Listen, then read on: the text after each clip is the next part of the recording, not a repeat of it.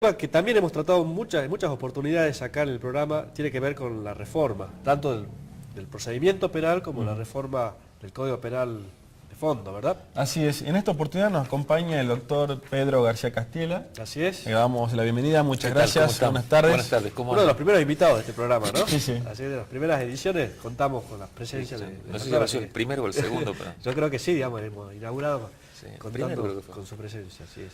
Bueno, ya han pasado ya casi 6 meses de la última reforma del Código Procesal Penal. ¿Podemos hacer algún balance, o es muy prematuro hacerlo? No, yo, digamos, analizaría no solo desde estos últimos 6 meses que se cuentan a partir de la reforma de la ley 7799, que es la reforma sobre la reforma. Sí, la reforma de la O sea, reforma. Sí. en líneas generales este proceso viene ya de aplicación a todos los delitos hace un año. Y bueno, yo, como muchos lo saben, yo tengo una postura, y la sigo sosteniendo, bastante crítica respecto de la reforma.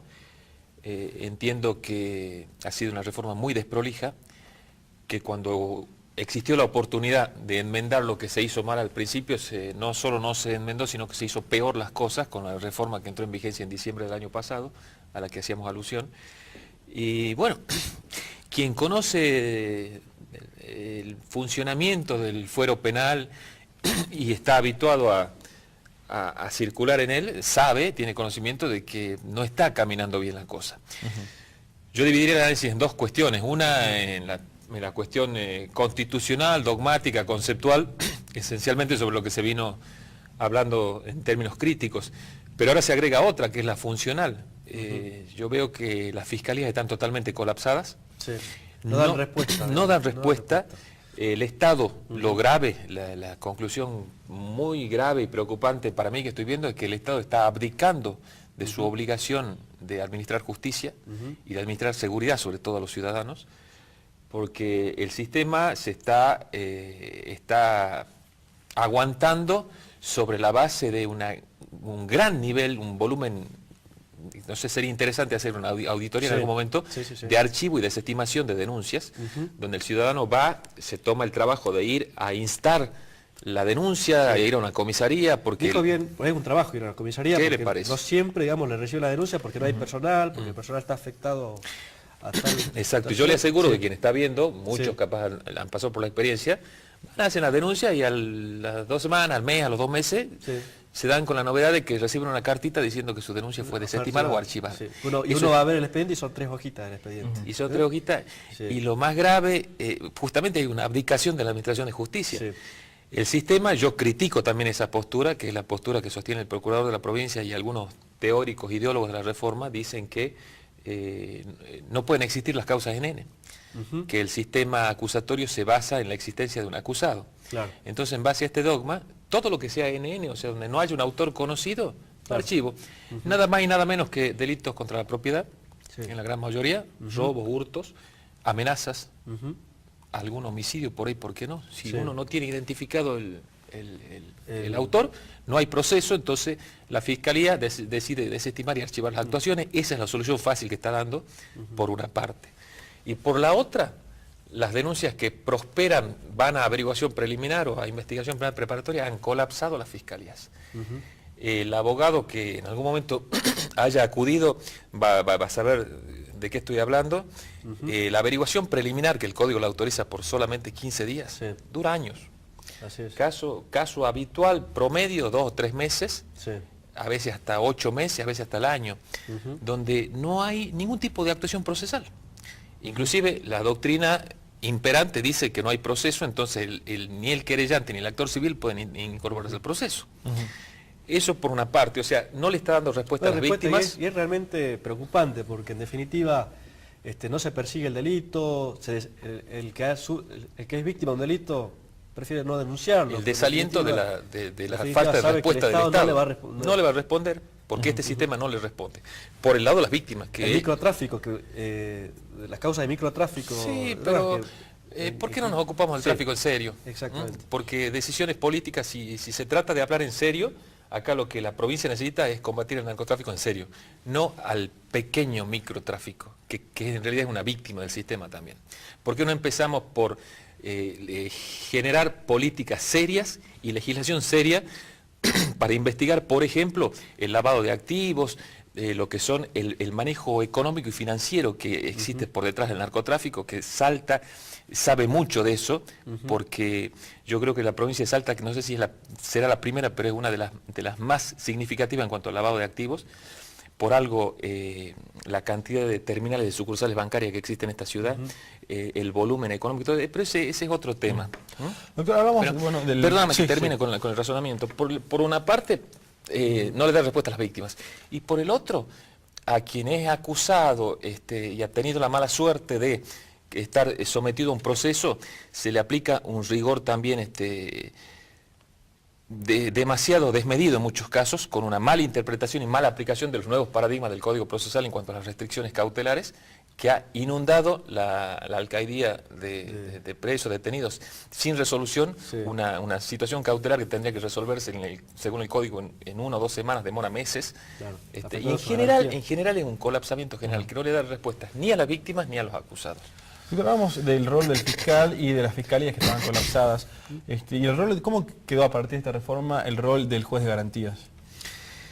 Bueno, ese es todo un tema, porque justamente para que funcione este sistema, porque digamos, dogmáticamente nadie podría estar en contra de un sistema acusatorio puro, un sistema acusatorio que funcione bien, porque es verdad, la instrucción estaba ya perimida.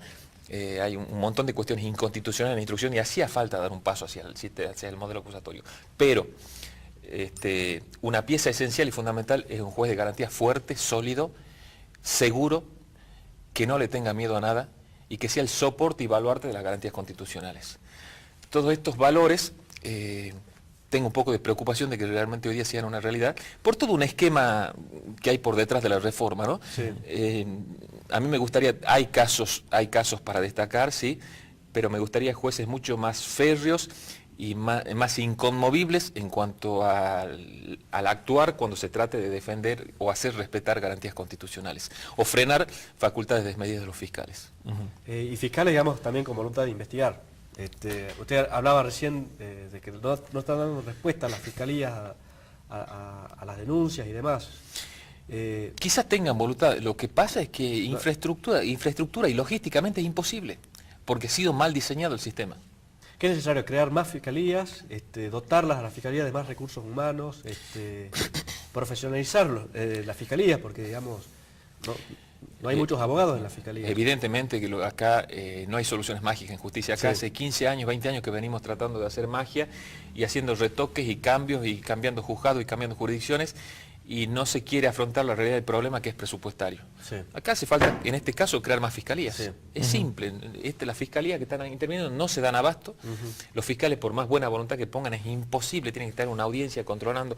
Además, otra cosa, todo el personal, toda la burocracia de la fiscalía es nueva. Claro. Y necesitaba una preparación de varios años más, como para alargarla a que le caiga sobre sus espaldas el funcionamiento de este sistema.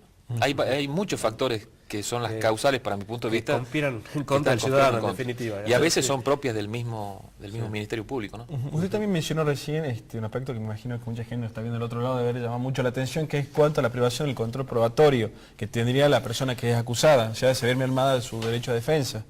Esto, ¿cómo se lo podría mejorar? ¿Cree que hay una posibilidad, todavía falta otra reforma más inclusive en este aspecto? Yo creo que se impone la necesidad de una reforma más en varios aspectos del Código. Pero fundamentalmente, acá, para hacer realidad lo que estás planteando, hace falta un cambio de mentalidad y un cambio en la línea conceptual que se le está bajando a los fiscales. No puede ser que todo valga y todo se justifique en función de una acusación. Una falta de respeto absoluta por la defensa. Hay fiscales que le esconden prueba a la defensa, cuando el Código dice que eso es quizá la causal más prohibida y sancionada bajo pena de remoción del fiscal. No se le hace saber a la defensa de determinada prueba, se le esconde, se gambetea hasta último momento. Me ha tocado a mí circunstancias en que me sientan al lado un investigador del CIF para escuchar una declaración testimonial o escuchar una declaración indagatoria, y después ese investigador del CIF va y le dicta preguntas al fiscal. Cosas realmente insólitas están sucediendo, bajo el paradigma de que todo vale en función de lograr una acusación. Y por supuesto el rol de la defensa queda totalmente retrasado y fuera de todo paradigma constitucional mínimo. ¿No? Es muy triste lo que está pasando y lo que se está viendo. Por eso decía yo al principio, una cosa el plano teórico y otra la realidad de cómo está funcionando el sistema. Para hablar con propiedad y con responsabilidad, que para eso estamos los abogados, tenemos que ser serios y responsables en el diagnóstico que se hace. El gobierno o algunos funcionarios de la seguridad hacen propaganda y publicidad con que se ha logrado, no hablan de juicios rápidos, condenas rápidas. O sea, la utilidad de la reforma procesal Era condenar. se la presentan a la sociedad como el lograr condenas rápidas. Pero esas condenas tienen que ser fruto de un juicio previo, con un respeto por un debido proceso.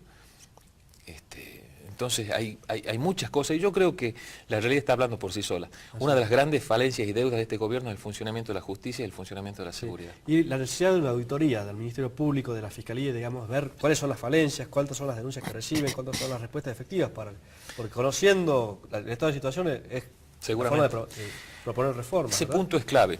Yo hablaría de una auditoría esencialmente que nos daría resultados sorpresivos, donde más de uno se caería. ¿Cuál es el nivel de demora entre el proceso que va desde la recepción de la denuncia hasta la averiguación preliminar o hasta la instancia del artículo 241, que es desestimar o abrir la investigación preparatoria? ¿Cuántas causas o qué porcentaje está en ese estado? Y en segundo lugar, ¿cuánto es el porcentaje de desestimaciones y archivos sobre el que están trabajando? Así es. Habría que crear un observatorio del Ministerio Público. Sí, yo porque creo que es es necesario parte del Estado, es parte de la República y sería poder. hasta una obligación del Ministerio Público hacer público estos datos. Así es. Bueno, y en cuanto, volver un poquito al tema del derecho de defensa, ¿no? Sí. En cuanto a la declaración que tiene que realizarse ante el fiscal, no sé si perdemos también en esta reforma, con esta reforma. Y seguro que sí, porque justamente los fiscales no toman conciencia de esa letra que dice el código.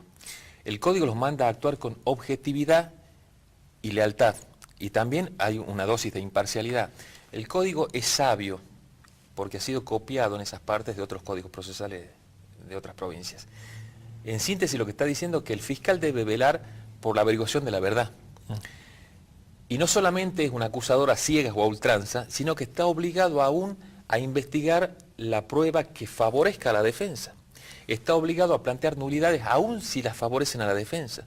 Está obligado también a apelar en situaciones que puedan llegar a favorecer a la defensa. O sea, que el fiscal debe guardar un rol de imparcialidad en el sentido de que si bien es acusador, pero tiene que respetar y preservar la transparencia de la prueba, porque en definitiva lo que se busca del fiscal es no lograr una acusación porque sí nomás, sino que realmente se averigüe la verdad, porque cuando se está llevando adelante un proceso en contra de un supuesto acusado que podría llegar a ser inocente, lo que se está haciendo es dejar en libertad al verdadero culpable, llevando la línea de la investigación y la justicia por otro lado y en síntesis logrando más impunidad. Eso es como línea conceptual lo que quiere evitar el código, que el fiscal actúe para averiguar la verdad, no necesariamente para conseguir una acusación. Y eso se pierde de vista porque cuando se declara ante el fiscal hay una necesidad, hay una cierta ya cuestión obsesiva de buscar como sea la imputación. Y ni hablemos de una evacuación de citas, ni hablemos de ordenar una diligencia que ha pedido el imputado. No. ¿Qué pasa si hay una discrepancia en un procedimiento determinado que se está llevando adelante en la audiencia? Si el fiscal es el que la dirige, ¿quién va a mediar ante esa situación? Es imposible. Bueno, lo hemos tratado en el programa y el gobierno lo ha anunciado hace pocos días, el tema del juicio por jurado, de internar en Salta el juicio por jurado. ¿Es una institución necesaria? ¿Va a aportar en eficiencia? Yo creo que como ideal de justicia, como ideal ateniense, digamos, de lo que es Atenas para la democracia, es un ideal bueno. Pero yo creo que no estamos en condiciones en este momento de ponernos a discutir sobre eso cuando estamos a los tropezones con una reforma que no ha dado todavía, no ha terminado de dar sus resultados y donde no se ha terminado de emprolijar lo que hay que emprolijar. Agregar una cosa más, yo creo que es hacer demagogia con la justicia. En este momento yo creo que no estamos capacitados ni la sociedad está preparada para un sistema como es el juicio por jurados. Además habría que analizar y revisar. Requiere un debate, no podemos estar hablando sobre una ocurrencia sin un proyecto en la mano, sin un proyecto serio para ver, porque hay muchos detalles, muchos matices fundamentales.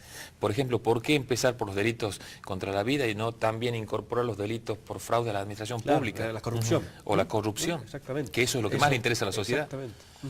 Bueno, muy interesante, ¿no? Un la programa, verdad, la verdad, con muchos temas. Se nos ha ido de las manos el programa. La verdad que muchísimas gracias, Muchas doctor. gracias. No, por favor, a ustedes. Déjame agradecer a los amigos de Vírgenes Salientes. Me parece que el sí, programa